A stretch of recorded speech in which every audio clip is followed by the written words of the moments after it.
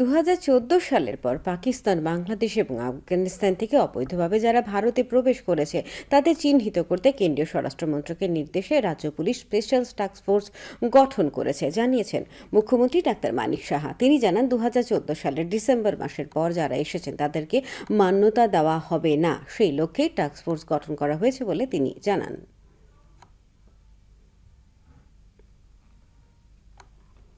কেন্দ্রীয় সরকার তো একটা ডিসিশন নিয়েছে যে যারা 2014